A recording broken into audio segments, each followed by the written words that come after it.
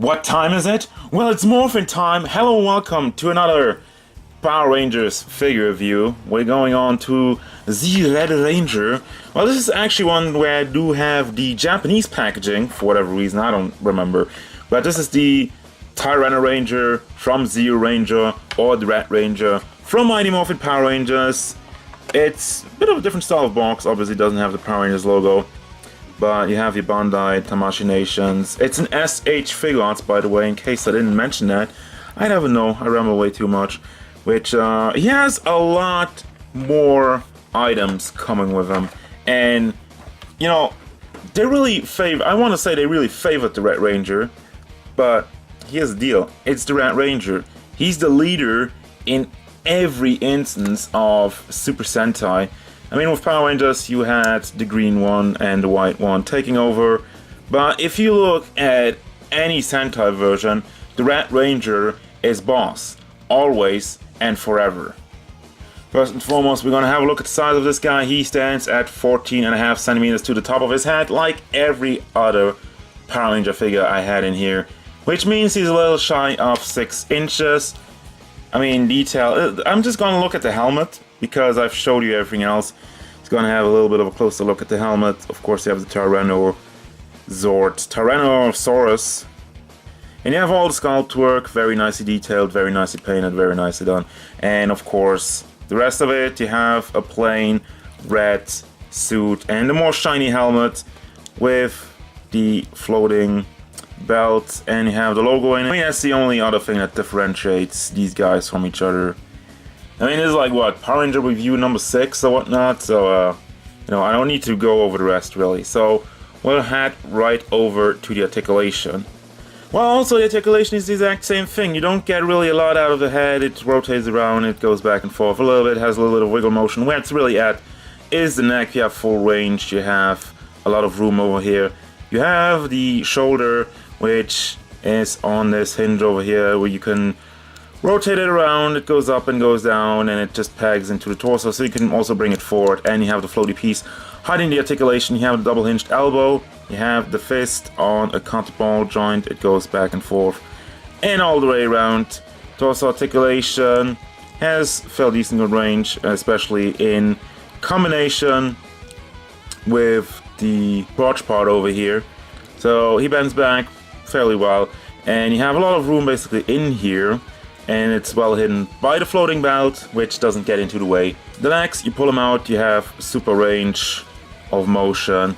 You can rotate it around at this piece, and it just pegs off. I guess this piece is kind of frozen with some of them. There you go. You can swivel it around, and you can tuck it back in for a more clean conversion. You have double hinged knees, and you have the foot on the ball with a hinge on it, so it goes back and forth. Goes side to side, nice ankle rocker, and has a toe hinge.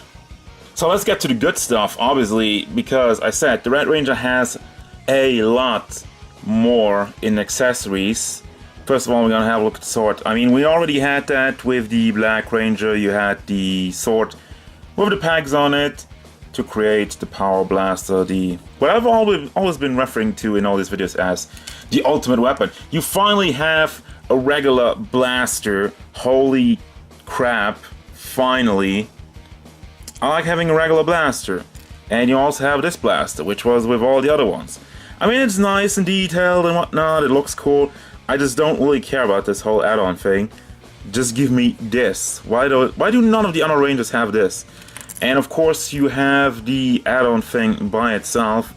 I don't remember what this slingshot weapon was called. It was just this, I keep going back to this, like, Rangers, you gotta find this weapon to beat the super parties. I think it was the episode with the super parties, and it went through an epic quest to get these, and they used it once and never again. Maybe twice, I don't know. Then you have the one with the blade add-on. I honestly don't really remember that one either. I mean, I think they used that a couple of times. It was never really a big thing in the American show. I know about the Japanese one, and I've seen parts of Zero Ranger, but not a lot. And then you have the baton dagger mode, the regular one, which they all have. And something more special, only the Japanese exclusive, you have the belt with the morpher and the American flag. yeah, I looked this up and I tried to figure out why they did this, if this ever happened in the show, maybe. I couldn't find anything, so if anybody can tell me if this was just, I don't know, kind of a joke or jab or whatnot. And then you have another collar piece with, once again, the American colors on it, because America. And finally we got some more hands. You got the 2 fist hands, you got a number of open hands. You got like some that are more rectangular, some that are more rounded, some that are more open for more lenient poses. But basically it's really just for holding stuff, and obviously fist hands, and he actually has 2 posing hands for each side, which are kind of like in a Tyrannosaurus style form, I don't know. It's a little dirty in there, sorry.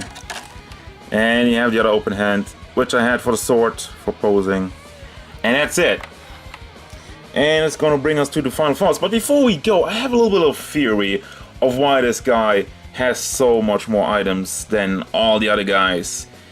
I believe this was always meant to be happen. The Red Ranger was always meant to be happen, and they only brought out the other ones because of Power Rangers 20th anniversary, and Banner of Japan was just like, you know what, we're just gonna do the other ones, we just need to make some new helmets, and we need to make a female body once for the Pink Ranger. Because, why do I say that? Well, because if you go and look at the Super Sentai line for the SH Figuarts, you will always get a Red Ranger of basically almost every series they did. The only Super Sentai series that got an SH Figuarts was Go-Sager, and that one didn't have Red Ranger, that was actually Gosei Knight. But for all the other ones, you always have a red one, so I honestly think this is the real one. This is Ranger Prime, and the other ones are just basically recycled, so that you have a lot less of hands and whatnot for them, specifically done for them. And you could say, well, they have the ultimate weapon add-ons, but still, all you had to do is just add packs and pack holes to this. That being said, final thoughts, this is the best Power Ranger figure of the bunch. Unless you wanna, I still say I really like the female versions because they are a little bit better in the articulation. I think they have a little bit more range. But as far as accessories go, this guy cannot be topped by any other. Well, maybe we still have white and green to go through, so maybe there's some more in there. I think there's some more in there. I don't really remember, but we'll get to that. But anyway, I do recommend this one. If you only want to pick up one Power Ranger figure from SH Figuarts, this would be the one, because this is the one that comes with the most add-ons. So that's gonna do it. As usual, guys, thank you very much for watching. Don't forget, if you enjoyed this review, feel free to hit it up with a like, and maybe subscribe to the channel so you can stay tuned for more figure reviews, gameplay stuff, and whatever the Red Ranger wants.